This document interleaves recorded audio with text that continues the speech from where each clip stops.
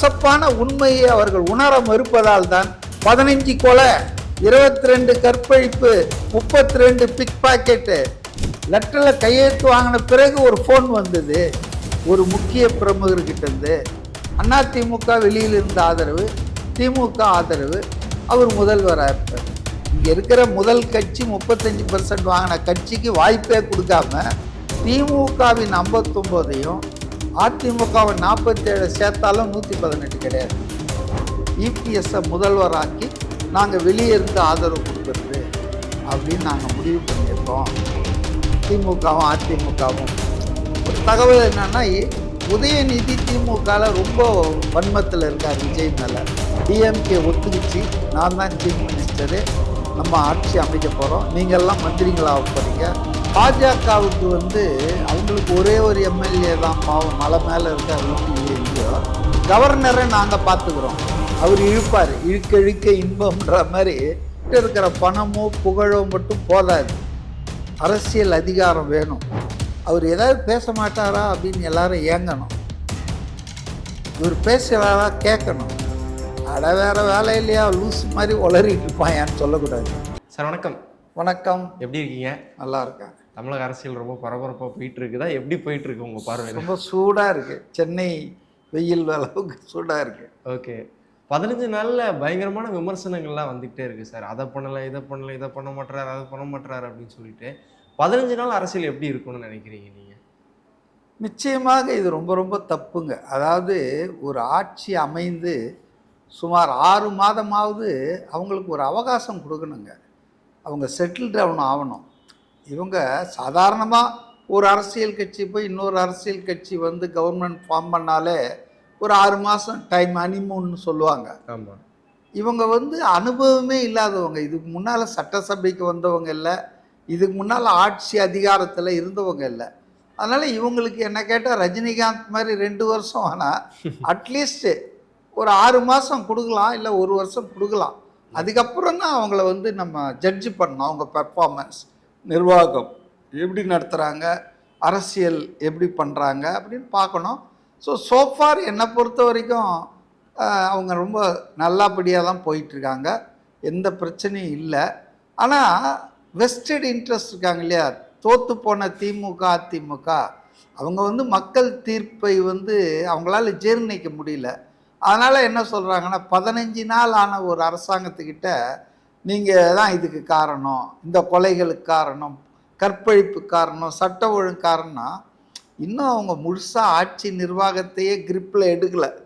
இன்னும் பல பேர் அதிகாரிகள்லாம் மாற்றலை, நடவடிக்கை எடுக்கலை. அப்படி இருக்கும்போது அவசரப்படுறாங்க. இவங்களுடைய அந்த தோல்வியின் விரக்தி, சில பேர் இன்னொரு 1 வருஷம் கூட தாங்காது, தேர்தல் வரும், இவங்க ஆட்சி போயிடும் அப்படின்லாம் பேச ஆரம்பிச்சிருக்காங்க.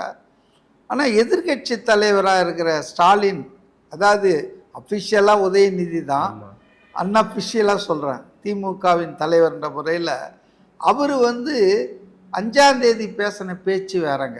5ஆம் தேதி தேர்தல் முடிவுலாம் வந்த பிறகு அவர் பேசின பேச்சு என்னன்னா, நாங்கள் விஜய் ஆட்சி அமைப்பதுக்கு எந்த இடையூறும் பண்ண மாட்டோம், அதே போல் ஒரு 6 மாதத்துக்கு நாங்கள் அமைதியாக இருப்போம், எந்த தொல்லையும் கொடுக்க மாட்டோம், அதுக்கப்புறம் தான் நாங்கள் மக்கள் பிரச்சனைக்காக போராடுவோம் அப்படிலாம் சொன்னார். ரைட், ஃபேர் எனப். அதுக்கு மேலெல்லாம் ஒரு எதிர்கட்சி ஆளுங்கட்சியை வேடிக்கை பார்த்துட்டுலாம் இருக்க முடியாது.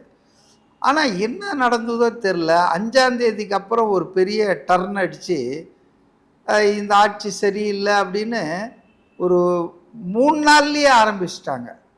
முகாரி ராகம் பாடுறாங்க, கல்யாணத்துக்கு போனால், காது குத்துக்கு போனால், ஏதாவது இறந்து போனவன் வீட்டில் போனால் அப்பாவும் பிள்ளையும் மாறி மாறி இந்த ஆட்சியை, இத்தனை கொலைகள் இதான் பார்த்துட்டு இருப்பாங்க போல, நியூஸ் எதுவும் படிக்க மாட்டாங்க போல இருக்கு. பேப்பரில் எடுத்து எத்தனை கற்பழிப்புகள், இதெல்லாம் டெய்லி வந்துட்டு இருந்த விஷயங்கள் தான். 8 கோடி மக்கள் வாழற ஒரு மாநிலத்தில் கஞ்சா, அபின், ஸ்கூல் வரைக்கும் புழக்கத்தில் கொண்டு விட்ட ஒரு மாநிலத்தில் சட்டம் ஒழுங்கு என்பது ஒரு கடந்த 10 வருஷமாகவே காவல்துறை சரி கிடையாது, லஞ்ச ஊழல் அரசுக்கு ஏவல் துறையாக மாறியது. இப்படி ஒரு 10-15 வருஷமாக அது கெட்டு போய் கிடக்குது. இதெல்லாம் பண்ணதின் விளைவு தான் இந்த 10 நாளாக நடக்கிற விஷயங்கள். ஆனால் இவங்க என்ன ஜாலியாக சொல்கிறாங்கன்னா, இவர் தான் இதுக்கு பொறுப்பு, இவர் தான் இதுக்கு பொறுப்புன்னா, அது எப்படிங்க ஒரு புதிய ஆட்சி வந்து இதுக்கெல்லாம் பொறுப்பேற்க முடியும்? அவங்களுக்கு மூச்சு விடுறதுக்கு கொஞ்சம் நேரம் கொடுக்கணும்ல. அதனால் இது மக்கள் புரிஞ்சிகிட்டு இருக்காங்க. இது வந்து அவங்க சொல்கிறதெல்லாம் வந்து இவங்க ஆட்சியில் நடந்த எந்த கொள்ளைக்காவது இவங்க இந்த மாதிரி பேசியிருக்காங்களா? கவலைப்பட்டிருக்காங்களா? ஒன்றும் வேணாம். போலீஸ் ஸ்டேஷனுக்கு பின்னால் வச்சு கள்ளக்குறிச்சியில் கள்ள சாராயம் காய்ச்சினான். 62 பேர் செத்தாங்க. இவர் போனாரா? அங்கே போய் பார்த்தாரா? இல்லை யார் மேலாவது நடவடிக்கை எடுத்தாரா? அதனால் இவங்க வந்துங்க ஆட்சியில் இருந்தால் ஒரு பேச்சு, எதிர்கட்சியை வந்தால் வேற பேச்சு, இரட்டை நாக்கு பெருவழிகள், போத் டிஎம்கே அண்ட் ஏடிஎம்கே. இதெல்லாம் நம்ம ஜனங்களுக்கு தெரியுங்க. இவங்க ஆட்சியில் எப்படி சட்டம் ஒழுங்கு சந்தி சிரிச்சது, இவங்க எப்படி வந்து அண்ணா நகரில் ஒரு சிறுமி பாலியல் கொடுமைக்கு ஆளாக்கப்பட்ட போது அதை சிபிஐ விசாரிக்கணும்னு சொன்னப்போ சுப்ரீம் கோர்ட் வரைக்கும் போய் அதை விசாரிக்கக்கூடாதுன்னு சொல்லி சண்டை போட்டாங்க. அதே போல் அண்ணா யூனிவர்சிட்டியில் வந்து ஒரு கல்லூரி மாணவி பாலியல் வன்முறைக்கு ஒரு திமுக நிர்வாகியால் உடன்பட்டப்போ அதுக்கு எவ்வளோலாம் முட்டெல்லாம் கொடுத்தாங்க, எல்லாம் நமக்கு தெரியுங்க. அதனால் அவங்க வந்துங்க நியாயமாக நடந்துக்கல, சொன்ன மாதிரி கூட நடந்துக்கல. ஒரு சர்க்கார் அமைஞ்சிருக்கு, அதுக்கு ஒரு அவகாசம் கொடுக்கணும். அதை கொடுக்காம அடுத்த நாள்லேருந்து இது அழிஞ்சு போயிடும், இது கலைஞ்சு போயிடும் அப்படின்னு பேசுறது வந்து ஒரு பொறுப்புள்ள எதிர்கட்சியாக நான் செயல்படுவேன்னு சொன்னார் இல்லையா, அதுக்கு நேர்மாறாக இருக்குது. பொறுப்பில்லாதவங்க தான் இப்படி பேசுவாங்க. அரசாங்கத்தில் ஏற்கனவே பங்கு பெற்று ஆட்சியில் இருந்தவங்க, அனுபவம் உள்ளவங்க இப்படிலாம் பேச மாட்டாங்க. ஆனால் பேசுகிறாங்கன்னா அவங்களுக்கு நோக்கம் வேற. அவங்க இந்த தேர்தல் தோல்வியை தாங்கி கொள்ள முடியவில்லை. ஒரு 9 வருஷமாக கூட்டணியை கட்டி வச்சுருந்தாங்கல்ல, மெகா கூட்டணி மகா கூட்டணின்னு, எல்லாம் நெல்லிக்காய் மூட்டையை பிரித்து விட்ட மாதிரி போயிடுச்சா. அதனால் அவங்களுக்கு இப்போ என்ன செய்யுதுன்னு புரியாத குழப்பத்தில் தான் பிதற்றுகிறார்கள். உளறுகிறார்கள் சொன்னால் அவமரியாதையாக இருக்கும், பிதற்றுகிறார்கள். அதுதான் நான் நினைக்கிறேன். ஓகே, திரு ஸ்டாலின் அவர்கள் அவர் சொல்கிற வார்த்தைகளாக இருக்கட்டும் சரி, என்னவாக இருக்கட்டும் சரி, குதிரை பேரம் நடக்குது, முதல்ல காங்கிரஸ் வந்து இந்த மாதிரி ஆயிடுச்சு, இப்போ பாஜக வந்து திருட்டு கூட்டணியில் இருக்காங்க, விஜய் அவர்கள் ஜெயிச்சது காரணம் முழுக்க முழுக்க சமூக மீடியாவில் இருக்கிற இன்ஸ்டாகிராம்னால ஜெயிச்சிருக்காரு. அவர் இன்ஸ்டாகிராம் வந்து குழந்தைகளை ஏமாற்றி வந்து வாக்கு வாங்கியிருக்காரு. அவர் வந்து இன்னும் ஒரு வருஷம் தான் இருக்குது, இந்த ஆட்சி கவுந்துரும் எல்லா மேடையிலையும் சொல்லிட்டு இருக்காரு. அவர் சொல்கிற வார்த்தை என்னன்னா, ஒரு வருஷத்தில் ஆட்சி கவுந்துரும், நம்ம தான் ஆட்சி அமைக்க போகிறோம் அப்படின்ற மாதிரி போகிற மேடையிலாம் சொல்லிட்டு இருக்காரு. இல்லை மறுதேர்தல் வராதா, இவங்களே ஆட்சி அமைச்சிருவாங்களா? யார் இவங்களாம் எடப்பாடியும் சேர்ந்து உத்தமர்கள் 2 பேர் சேர்ந்து பரிசுத்த ஆட்சி அமைக்க போகிறாங்களா? அதாவதுங்க, மக்கள் தீர்ப்பை மதிக்காமல் அதை அவமதிக்கிறாங்க. அதான் எனக்கு ஒரு 75 வருஷம் கட்சின்றாங்க. அப்போ கருணாநிதி வந்து இந்த மாதிரிலாம் புலம்பி ஒப்பாரி வச்சதே கிடையாது. அவர் என்ன செய்வார்னா, தோல்விக்கு மறுநாள் முரசொலியில் ஒரு கடிதம் எழுதுவார். உடன்பிறப்பே, நம்ம இத்தனை சதவீதம் வாக்குகள் வாங்கியிருக்கோம், இவ்வளோ மக்கள் நம்ம ஆதரிச்சிருக்காங்க, நமக்கும் ஆளுங்கட்சிக்கும் இவ்வளோதான் வித்தியாசம் அப்படின்ட்டு அதோடு விட்டுருவார். இவங்க என்னங்க ஒரு வாரமாக புலம்புறாங்க, அப்பாவும் பிள்ளைய மாறி மாறி. அதாவது வந்து அவங்களுக்கு வந்து விஜய் முதல்வராக வந்து உட்கார்ந்ததும், அவருக்கு வந்து மக்கள் மத்தியில் நல்ல பேர் கிடைக்கிறதும் இவங்களால் சகிச்சிக்க முடியலைங்க. அது வந்து எல்லாத்தையும் பார்த்துக்கிட்டு தான் இருக்காங்க. மக்கள் வந்துங்க, அவங்க என்ன வந்து சமூக ஊடகங்கள் அவங்கள மிஸ்கைட் பண்ணிடுச்சா, இல்லை அப்படின்னா குளத்தூரில் ஏன் இவர் ஜெயிக்கலை, இல்லை இவர்கிட்ட இப்போ 59 எம்எல்ஏ இருக்காங்கல்ல, அவங்க எப்படி ஜெயித்தாங்க? இப்போ விஜய் குழந்தைகள் ஓட்டை வாங்கி ஜெயிச்சிட்டாரு, அல்லது சும்மா சினிமா கவர்ச்சி அப்படிலாம் சொல்கிறாங்கல்ல. சரி, அது ஏன் 47 அண்ணா திமுக ஆளுங்கிட்ட பழிக்கலை, இல்லை 59 திமுக ஆளுங்கிட்ட பழிக்கலை? 108 பேர்கிட்ட மட்டும்தான் ஏன் பழிச்சுது? ஏன் அது 118 பேர்கிட்ட பழிக்கலை? ஸோ இதெல்லாம் வந்துங்க தோல்விக்கு பிறகு அந்த தோல்வியின் காரணங்களை ஆராய்ச்சி பண்ணி அதை திருத்திக்கிட்டு அடுத்த கட்டத்துக்கு கட்சியை நகர்த்துறதுக்கு முயற்சி பண்ணமே ஒழிய, தேவையில்லாமல் இந்த மாதிரி அவதூறுகள் பண்ணுறாங்க. அவதூறுகள், அப்புறம் வந்து பொய்யான விஷயங்கள். ஒரு சிறுமி கோயம்புத்தூரில் கடத்தப்பட்டு வன்புணர்வுக்கு ஆளாக்கப்பட்டு கொலை செய்யப்பட்டாங்க. 10 வயசு, பார்த்துருப்பீங்க. இப்போ அது வந்து உடனடியாக 2 மணி நேரத்துலேயே அந்த குற்றவாளிகளை கைது பண்ணாங்க. அவன் பக்கத்து வீட்டுக்காரனே, அதில் அவங்க அம்மா கூட இன்வால்வ்டு இந்த இந்த சதியிலலாம் இப்போ செய்திகள் வருது. நமக்கு ரொம்ப வருத்தமாக இருக்குது. அது ஒரு குற்றம் தான். அது கடுமையான தண்டனை கொடுக்கணும் விசாரித்து. இப்போ இதில் ஒரு அரசாங்கம் என்ன பண்ண முடியும்? பக்கத்து வீட்டுக்காரன் வீட்டுக்கு வந்து போகிறவனே இப்படி ஒரு குற்றத்தை செஞ்சான்னா, போலீஸ் என்பது இன்றைக்கி எல்லாருக்கும் ஒரு ஒரு வீட்டுக்கும் ஒரு போலீஸ் போட முடியாதுங்க. சமூகத்துக்கும் ஒரு பொறுப்பு இருக்குல்ல, அப்பா அம்மாவுக்கும் ஒரு பொறுப்பு இருக்குல்ல, பெண் குழந்தையை நம்ம கொஞ்சம் பார்த்துக்கணும், பத்திரமா பார்த்துக்கணும். இப்போ இந்த இந்த விஷயத்தில் இந்த தாயே ஒரு போதை ஆசாமின்றாங்க. அப்போ அரசாங்கம் இதுக்கு பொறுப்பு. அதுவும் புதுசாக வந்த அரசாங்கம் அதுதான் இப்போ டாஸ்மாக் கடையெல்லாம் திறந்து எல்லா இடத்துலையும் வித்துட்டு இருக்கா, இல்லை அதுதான் இந்த போதைப் பொருள் பரவுறதுக்கு காரணமா? ஸோ வந்துங்க ஒரு உள்நோக்கத்துடன் சொல்லப்படக்கூடிய அவதூறுகள் தான். இதை வந்து ஊடகங்கள் இன்றைக்கி வந்து சொல்கிறாங்க. அது காரணம் ஊடகத்தை வந்து சபரீசன் பண்ண மாதிரி அடக்கி ஒடுக்கலைங்க இந்த ஆட்சி. இந்த ஆட்சி ஃப்ரீயாக விட்டுடுச்சு. அதனால எல்லா செய்திகளும் வருது. ஆனால் போன ஆட்சியில் பார்த்தீங்கன்னா எந்த செய்தி வரணும், எந்த செய்தி தலைப்பில் போடணும், எந்த தலைப்பில் டிபேட் பண்ணணும் தொலைக்காட்சியில், இது வரைக்கும் ஒரு 3 பேர் தான் முடிவு பண்ணாங்க பெண் நிறுவனத்திலேருந்து.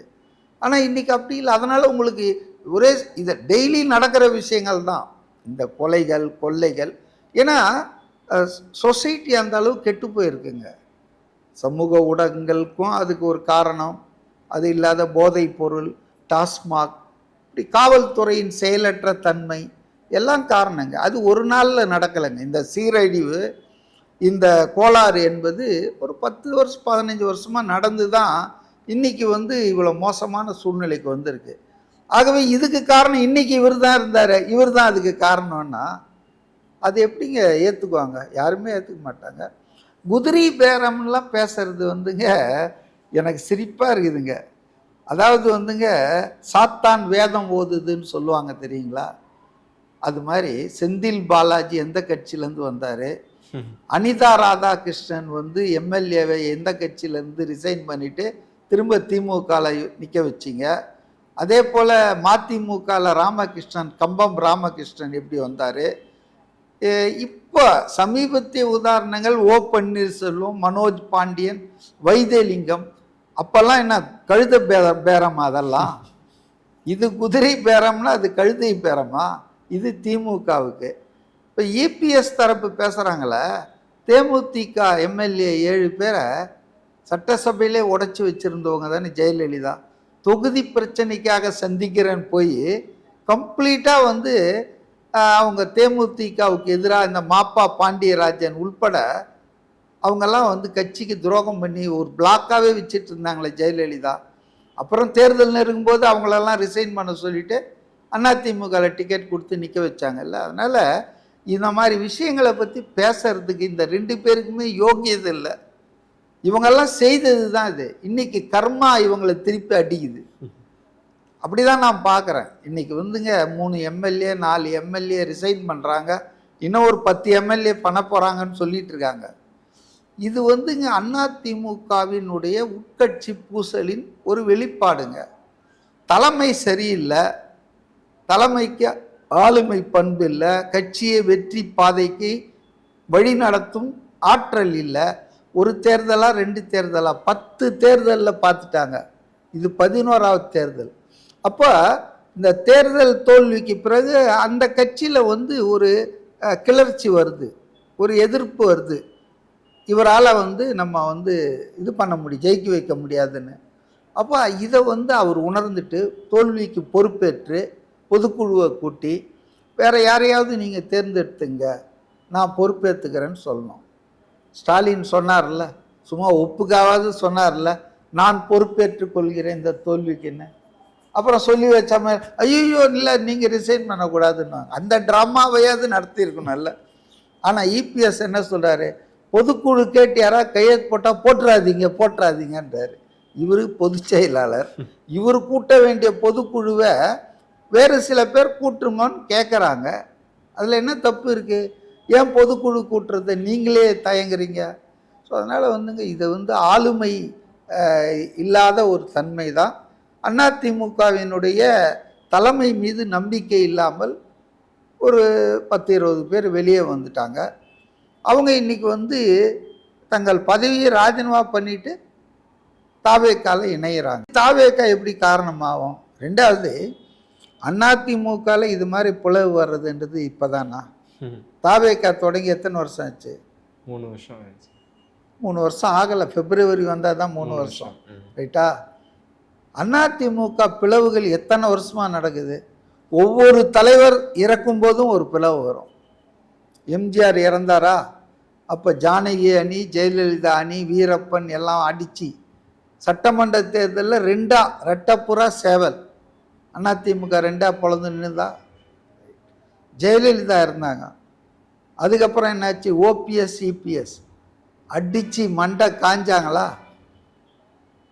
ஆக அதிமுக பிளவுக்கும் கோஷ்டி மோதலுக்கும் தாவேக்காவுக்கும் என்ன, இது பிறக்கிறதுக்கு முன்னாலேருந்தே இருக்குதுங்க.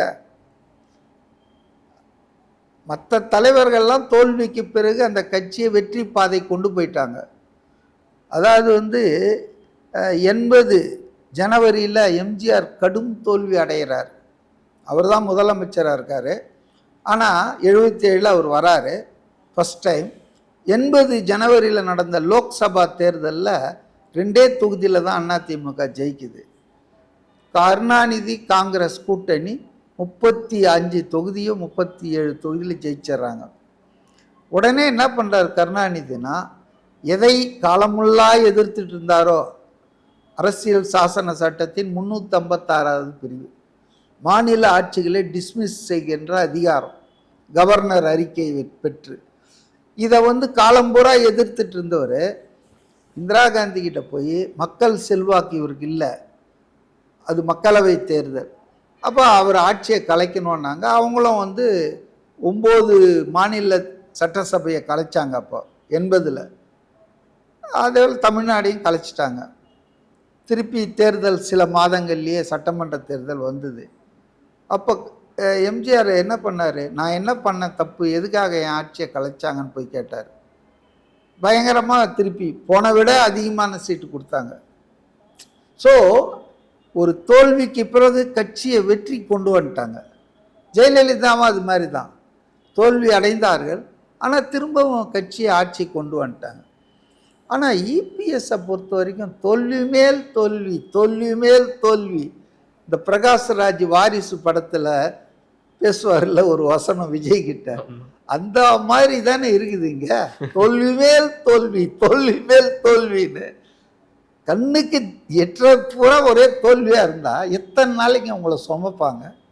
ஒரு கட்சியில் உங்களை எப்போ மதிப்பான்னா, வீட்லேயே கூட வேலைக்கு போகிற பிள்ளைக்கு தானேங்க மதிப்பு இருக்குது.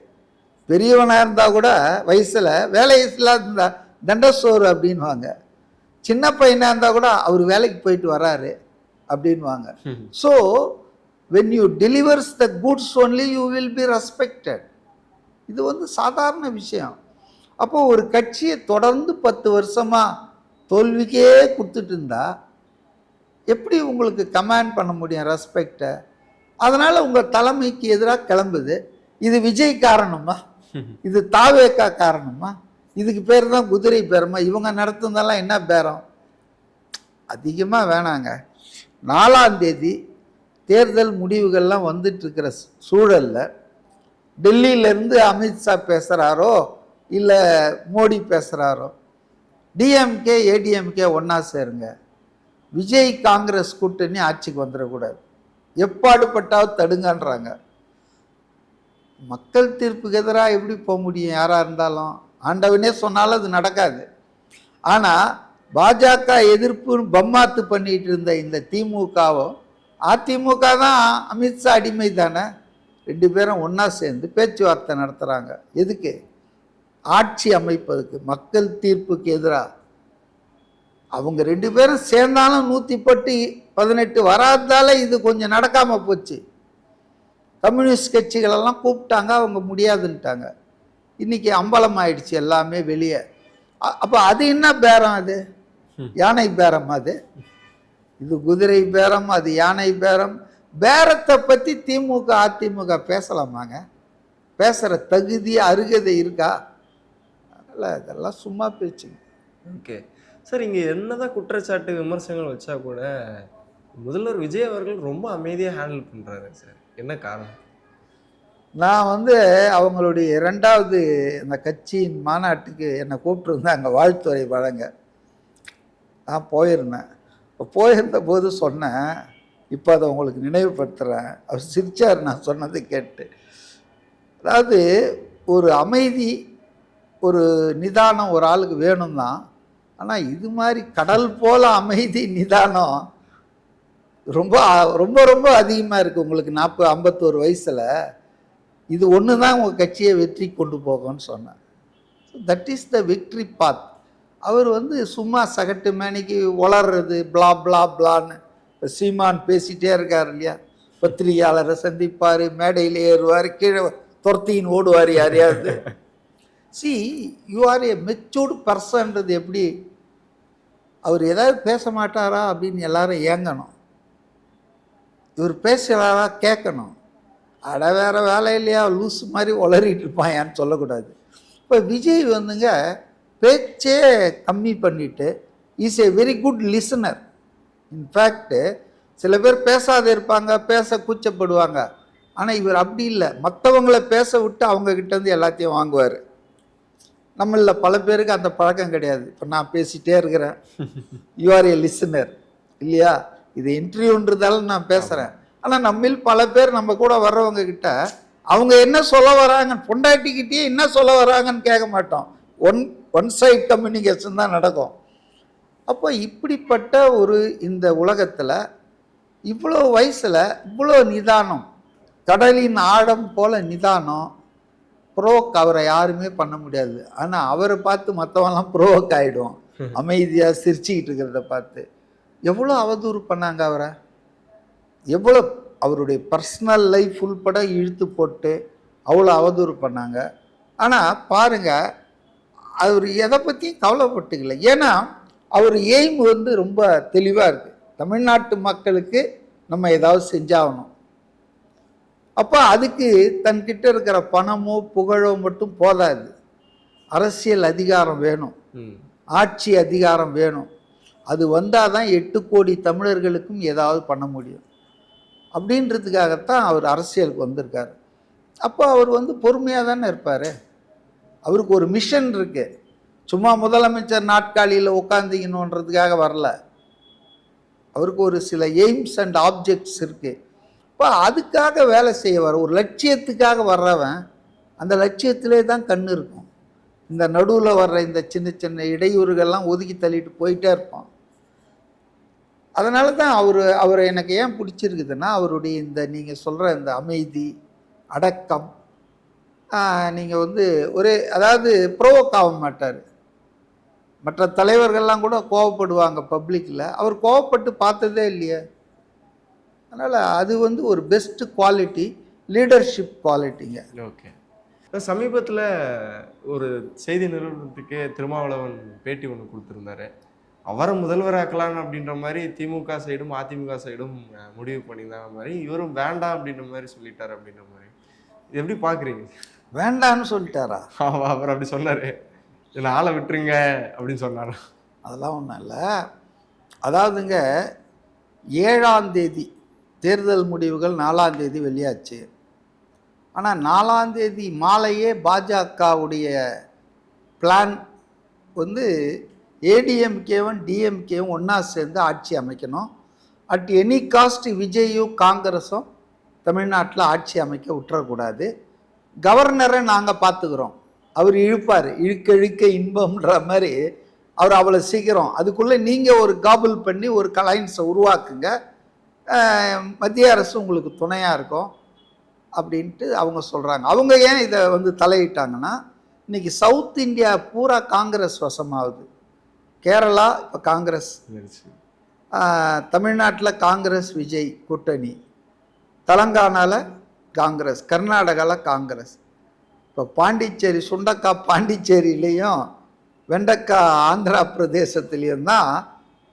காங்கிரஸ் இல்லாத ஆட்சிகள் நடக்குது. பாஜக ஆட்சின்னு நான் சொல்ல மாட்டேன். பாண்டிச்சேரியில் என்ஆர் காங்கிரஸ் முதுகில் தான் உட்காந்துட்டு வருது. அதே போல் ஆந்திராவில் சந்திரபாபு நாயுடு முதுகில் தான் தொத்திக்கிட்டு வருது. ஸோ காங்கிரஸ் அல்லாத ஆட்சிகள் 2 மாநிலத்தில் இருக்குது. இப்போ இது என்டையர் சவுத் இந்தியாவே காங்கிரஸ் போயிடுச்சுன்னா, காங்கிரஸ் இல்லாத பாரதம்னு 2014 அமித்ஷாவும் மோடியும் சொல்லிட்டு இருக்காங்க இல்லையா, காங்கிரஸ் முக்து பாரத்னு. அது ஒன்றும் இல்லாத போத அந்த ஆத்திரம் அவங்களுக்கு. 2வது, விஜய் எவ்வளோ ட்ரை பண்ணாலும் அலையன்ஸுக்கு வர மறுத்துட்டாரு. பாஜகவுக்கு அவங்களுக்கு ஒரே ஒரு எம்எல்ஏ தான், பாவம் மலை மேலே இருக்கார் ஊட்டியிலே எங்கேயோ. அவங்களுக்கு என்ன ஸ்டேக்ஸ்னா, விஜய் தங்களை மதிக்கலை, தங்களுக்கு எதிராக அரசியல் பேசுகிறாரு, தங்களுடைய ஜென்ம விரோதியான காங்கிரஸோடு கை கோக்குறாரு. அப்போ அவர் ஆட்சி தமிழ்நாட்டில் வரக்கூடாதுன்றது அவங்களுக்கு ஒரு லிமிட்டட் கோல். அவங்களுக்கு பாஜக அதிமுகவும் திமுகவும் இணைச்சிட்டா அவங்க தடுத்துடலான்னு அவங்க நினச்சாங்க. அந்த பிளான், அதனால தான் அவங்க இன்ஸ்பயர்டு பிளான் தான் அது. 2 பேரும் அதை ஒத்துக்கிட்டாங்க. அதிமுக ஒத்துக்கிறத பற்றி எனக்கு ஆச்சரியம் இல்லை. ஏன்னா அதிமுகவுக்கு ரோட்டில் போகிறவங்க கூட, சார் உங்களை தான் சீஃப் மினிஸ்டர் ஆக போகிறேன்னு ஆக்குங்கன்னுவார் EPS. Is starving, is suffering from chief ministership. அதனால் அவர் ஒத்துக்கிறதுல எனக்கு ஒன்றும் அப்ஜெக்ஷன் இல்லை. அவரே சொல்லியிருக்கிறாரு, பாண்டிச்சேரிக்கு போய் இந்த 47 எம்எல்ஏக்கள் விடுதியில் தங்க வச்சுருந்தார் இல்லையா, அங்கே போய் பேசியிருக்காரு. மேலே அமித்ஷா சொல்லிட்டாரு, டிஎம்கே கிட்ட பேசிட்டாங்க, டிஎம்கே ஒத்துக்குச்சு, நான் தான் சீஃப் மினிஸ்டரு, நம்ம ஆட்சி அமைக்க போகிறோம், நீங்கள்லாம் மந்திரிங்களாக போகிறீங்க அப்படின்னு இந்தாங்க கையெழுத்து போடுங்கன்னு ஒரு 47 பேர்கிட்ட கையெழுத்து வாங்கிட்டு வந்துட்டார். ஸோ இபிஎஸ் இந்த திட்டத்தை ஏற்றுக்கொண்டதில் எனக்கு எந்த ஆச்சரியமும் இல்லை. ஆனால் சோகால்டு ஆன்டி பிஜேபி, பாஜக எதிர்ப்பு, மதச்சார்பற்ற சக்திகளின் காவலன், சிறுபான்மை மக்களின் பாதுகாவலன், இவ்வளோ நாளாக புருடா விட்டுட்டு இருந்தாங்களே திமுக, அவங்க எப்படி அமித்ஷா ஃபார்முலாவை ஏற்றுக்கிட்டாங்கன்றது எனக்கு ரொம்ப ஆச்சரியமாக இருக்குது, ஷாக்கிங்காக இருக்குது, ஆச்சரியமான அதிர்ச்சியாக இருக்குது. எதிரிக்கு எதிரி நண்பன் அப்படின்ற ஃபார்முலா படி ஒத்துக்கிட்டாங்க போல இருக்கு. ஸோ இது இவர் இப்போ லேட்டஸ்ட்டாக அந்த மாணிக்கம் தாக்கூர் எம்பி, காங்கிரஸ் எம்பி பப்ளிக்காகவே சொல்லிட்டார். இப்போ 4 மணிக்கு ஆரம்பிச்சிட்டாங்க பேச்சுவார்த்தை திமுகவும் அதிமுகவும். ஒரு தகவல் என்னன்னா, உதயநிதி திமுகவில் ரொம்ப வன்மத்தில் இருக்கார் விஜய் மேலே. ஏதாவது பங்காளி சண்டையா இல்லை ஏதாவது தெரில. அவர் விஜய் சீஃப் மினிஸ்டர் ஆக்கிறத தடுத்தே ஆக்கணும், பை ஹூக் ஆர் குரூக் அப்படின்ற எல்லையில் அவர் இருந்தார். இபிஎஸ் அவர் பையன் ஏதோ நித்தினோ யாரோ சொல்கிறாங்க, இவங்க 2 பேரும் சந்தித்து பேசியிருக்காங்க. அதுக்கப்புறம் 2 கட்சியும் அதுக்கு ஒரு ஃபார்மலாக ஒத்துக்கிட்டு இருக்காங்க. இது எப்படின்னா, 7ஆம் தேதி இரவு ஸ்டாலின் கூட்டணி கட்சி தலைவர்களை எல்லாம் கூப்பிட்டு தனியாக பேசியிருக்காரு. இதை திருமாவளவன் சொல்லிட்டாரு, MA baby CPM general secretary சொல்லிட்டாரு, பே சண்முகம் சொல்லிட்டாரு, வீரபாண்டியன் சொல்லிட்டாரு, கடைசியாக காதர் மொய்தீனும் சொல்லிட்டார். என்ன சொல்லியிருக்காருன்னா ஸ்டாலின், அதாவது நாங்கள் முடிவு பண்ணியிருக்கோம், திமுக முடிவு பண்ணியிருக்கு, அதிமுக பொதுச் செயலாளர் இபிஎஸ், அதாவது அவங்க பாஷையில் சொன்னால் அமித்ஷாவின் அடிமை, இபிஎஸ்ஸை முதல்வராக்கி நாங்கள் வெளியே இருந்து ஆதரவு கொடுக்கறது அப்படின்னு நாங்கள் முடிவு பண்ணியிருக்கோம். அதை நீங்களும் நம்ம கூட்டணி கட்சிகளும் அதே நிலையை எடுத்தால் நல்லாயிருக்கும், ஒரு ஸ்டேபிள் கவர்மெண்ட் வரும் அப்படின்னு சொல்லியிருக்காரு. இவங்களுக்கு ஷாக்கு, என்னடா 10 வருஷமாக எடப்பாடி தான் துரோகி, தமிழின துரோகி, தமிழ்நாட்டை காட்டி கொடுத்துட்டான், அமித்ஷா அடிமைன்லாம் சொன்னாங்க, திடீர்னு அந்தால போய் சீஃப் மினிஸ்டர் ஆக்குறேன்றாங்களே, என்ன இது அப்படின்னு ரொம்ப முகஜா ஸ்துதியாக இருக்குது. இல்லை முகதாட்சணியம் பார்ப்பாங்க இல்லை, இவ்வளோ வருஷமாக கூட இருந்திருக்காங்க, அதனால் முகத்தில் அடித்த மாதிரி இதெல்லாம் கேட்க முடியாது இல்லையா. அதனால் அவங்க என்ன பண்ணாங்க, கூலாக இதெல்லாம் நாளைக்கு நாங்கள் 8ஆம் தேதி மாநில நிர்வாகக்குழு செயற்குழுலாம் போட்டிருக்கோம், நாங்கள் அதில் முடிவு பண்ணிவிட்டு உங்களுக்கு சொல்கிறோம் சார்ன்ட்டு நைஸாக எஸ்கேப் ஆகிட்டாங்க. இது 7ஆம் தேதி. ஏன் திமுக அதிமுக ஒத்துக்கின பிறகு அதை நிறைவேறலை அப்படின்னு ஒரு கேள்வி எழலாம். ஏன்னா திமுகவின் 59ஐயும் அதிமுகவின் 47 சேர்த்தாலும் 118 கிடையாது. இந்த மேஜிக் நம்பர் இருக்கு இல்லையா, அது வர்றதுக்கு திமுக கூட்டணியில் இருக்கிறவங்க சேரணும், அதிமுக கூட்டணியில் இருக்கிறவங்க சேரணும், எல்லாரும் சேர்ந்தாதான் கதம்பம் ஆகும். அப்போ கூட்டணி கட்சிகள் உதவி இல்லாமல் திமுக அதிமுக மட்டுமே 118 அடைந்திருக்க முடியுமான இந்நேரம் அது அநேகமாக மோதியின் ஆசீர்வாதத்தில் மக்கள் தீர்ப்பு மண்ணில் போட்டுட்டு இவங்க ஒரு ஆட்சி அமைச்சிருப்பாங்க. கேட்டால் எங்ககிட்ட நம்பர் இருக்குன்னுவாங்க. கவர்னரே சொன்னார் கேட் அவுட் ஆஃப் தி பேக்னு. கவர்னர் டிலே ஆகிட்டே இருக்கும்போது இந்தியா டுடேக்கு ஏதோ ஒரு ஆங்கில ஊடகத்துக்கு நாளைக்கு 118 பேரை எடுத்துகிட்டு வந்து திமுக அதிமுக வந்து சேர்ந்தா கூட நான் வந்து அவங்கள ஆட்சி அமைக்க கூப்பிடுவேன்னாரு. ஸோ அது எப்படி சொல்கிறாரு அவர்? இங்கே இருக்கிற முதல் கட்சி 35% வாங்கின கட்சிக்கு வாய்ப்பே கொடுக்காம போஸ்ட் போல் அலையன்ஸுக்கு போகிறாரு. இது இண்டிபெண்ட்டாக ஜெயிச்சிருக்குது. இவங்க தேர்தலில் ஒருத்தர் கழுத்தில் கத்தி வச்சு ஜெயிச்சவங்க. ஸோ ஒரு சதி நடந்தது என்பது உண்மை. அந்த சதிக்கு வந்து திமுகவும் அதிமுகவும் உடன்பட்டது உண்மை. ஆனால் சின்ன சின்ன கட்சியான சிபிஐ சிபிஎம் வந்து அதில் கராராக உறுதியாக இருந்ததால் மக்கள் தீர்ப்புக்கு எதிராக நாங்கள் போக மாட்டோம், பாஜகவின் இந்த திட்டம் நிறைவேறுவதற்கு நாங்கள் துணை நிற்க மாட்டோம்னு சொன்னதால தான் அது வந்து ஸ்டக்கப் ஆயிடுச்சு. இல்லைன்னா அது அம்பலாக இருக்கும். ஸோ அது ஸ்டக்கப் ஆனவங்க பிளான் ஏ ஸ்டக்கப் ஆனால் அடுத்த பிளான் பி தான் திருமாவளவனை நாங்கள் ஆக்குறோம். எடப்பாடி பழனிசாமி ஆக்கினா தானே இந்த இடதுசாரிகள்லாம் கோச்சிக்கிறாங்க. ஓகே, உங்காலே ஆக்குறோம். தலித் சீஃப் மினிஸ்டர் ஆக்குறோம். அதிமுக வெளியில் இருந்த ஆதரவு, திமுக ஆதரவு, அவர் முதல்வராக இருப்பார். இப்படின்ற ஒரு ஃபார்முலா பிளான் பி வந்தது 8ஆம் தேதி 9ஆம் தேதி வாக்கில். அப்போ தான் வந்து திருமாவளவன் கொஞ்சம் சலனப்பட்டார். நான் வந்து அதை தப்புன்னு சொல்ல, மனுஷன் தானேங்க எல்லாரும். திடீர்னு வந்து நீங்கள் தான் சீஃப் மினிஸ்டரு நாங்கள் ஆக்குறோன்னு சொன்னால் 2 வகையில் தான் சீஃப் மினிஸ்டர் ஆகிறோன்ற அந்த பெருமை இல்லை. தமிழ்நாட்டில் முதல் முறையாக ஒரு தலித் சீஃப் மினிஸ்டர் ஆகிற வாய்ப்பு வந்திருக்கு. அதனுடைய லாஜிக் என்ன? இவங்க உருப்பட விடுவாங்களா? நம்மக்கிட்ட 2 எம்எல்ஏ தான் இருக்காங்க, 1% ஓட்டு தான் வாங்கியிருக்கோம், நாம் எம்பியாக இருக்கிறோம், நாமளே எம்எல்ஏவாக இல்லை. இதெல்லாம் ஒரு யோசித்து பார்த்துருக்கணும். என்ன சொல்லியிருக்கணும்னா, நான் நினைக்கிறேன் இதெல்லாம் வேண்டாங்க, தப்புங்க, மக்கள் தீர்ப்பை நீங்கள் சர்க்கம்வென்ட் பண்ணி என்னை பயன்படுத்தி காமெடி பண்ண பார்க்குறீங்க நீங்கள், அதெல்லாம் வேண்டாம் அப்படின்னு சொல்லியிருக்கணும். ஆனால் அவர் சொல்லலை. அங்கே தான் அவர் தப்பு பண்ணிட்டார். அவரும் இந்த சதிக்கு வந்து இசைவு தெரிவித்து விட்டார். அதனால தான் 24 மணி நேரம் லெட்டர் கொடுக்கறதுக்கு டிலே பண்ணுறார். அதுக்கு அவர் காரணமும் சொல்லிட்டாரு. லெட்டரில் கையெழுத்து வாங்கின பிறகு ஒரு ஃபோன் வந்தது ஒரு முக்கிய பிரமுகர்கிட்டேருந்து, லெட்டரு கொடுத்துட்டீங்களா, லெட்டரு கொடுக்க போகிறோம், இல்லை ப்ரெஸ் கான்ஃபரன்ஸ்லாம் போட்டு மீட் பண்ணாதீங்க அப்படின்னு சொன்னார். இப்போ வேறு மாற்றிருக்கோம், நீங்கள் தான் சீஃப் மினிஸ்டர்னு. அப்படியே கம்யூனிகேஷன்லாம் லாஸ்ட் ஆயிடுச்சு.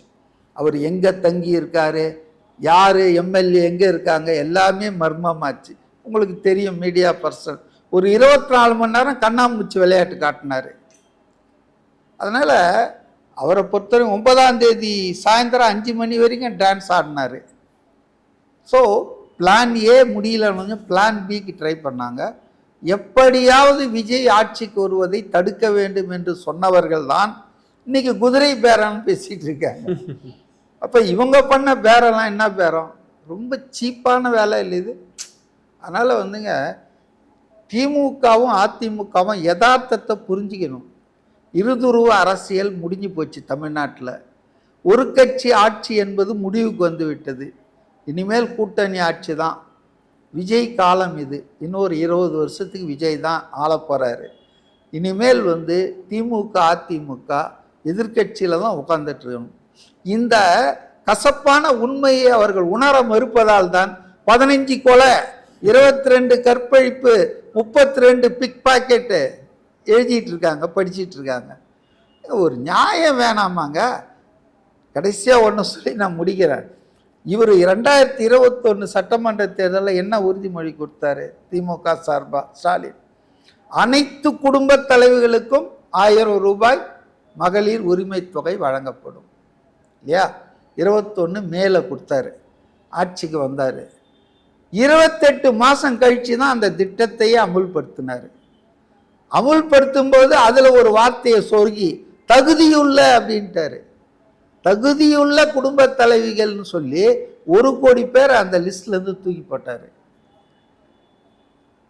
28 மாதம் தேவைப்பட்டது இவருக்கு ஒரு திட்டத்தை அமுலாக்க.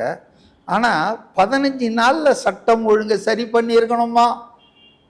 ஏங்க, இது ஒரு குழந்தை கூட இது சொல்லுமே. அப்போ அவ்வளோ வன்மம்.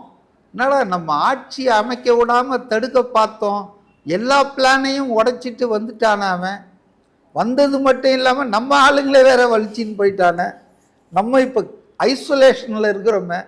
அப்போ இந்த வன்மம் அவங்களுக்கு நாளுக்கு நாள் அதிகமாகுது. அதன் விளைவு தான் இந்த மாதிரி போகிற மீட்டிங்லெல்லாம் பேசுகிறாங்க.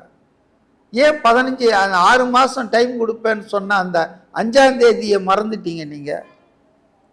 ஏன் 10 நாள்லேயே எல்லாம் சரியாகணும்னு நினைக்கிறீங்க? அதான் விஷயம். அதனால் மக்கள் எல்லாத்தையும் பார்த்துட்ருக்காங்க. அவங்க ஒன்றும் அரசியல் அதிகமாக தெரியாத இருக்கலாம், படிக்காதவர்களாக இருக்கலாம். ஆனால் அவங்களுக்கு அனுபவ அறிவு இருக்குது. அவங்க பார்க்குறாங்க. இந்த ஆட்சியும் பார்த்தவங்க, அந்த ஆட்சியும் பார்த்தவங்க, எல்லார் ஆட்சியும் பார்த்துட்டு தானே வேணாம் ஒரு மாற்றம் வேணும்னு விஜய்க்கு போட்டிருக்காங்க. அதனால் அவங்க தே வில் அண்டர்ஸ்டாண்ட் ஏன் இப்படிலாம் பண்ணுறாங்கன்னு. இன்னும் ஒரு மாதத்தில் இவங்க எல்லாருமே அம்பலமாவாங்க. இவங்களுடைய ஊழல்கள், இவங்களுடைய கொள்ளை எல்லாமே அம்பலமாகும்போது இவங்க மூளைக்கு போயிடுவாங்க. அதான் நடக்க போகுது பாருங்க நீங்கள். ஓகே சார், ஷோர் சார், கண்டிப்பாக பார்க்கலாம். Thank you sir. ரைட்.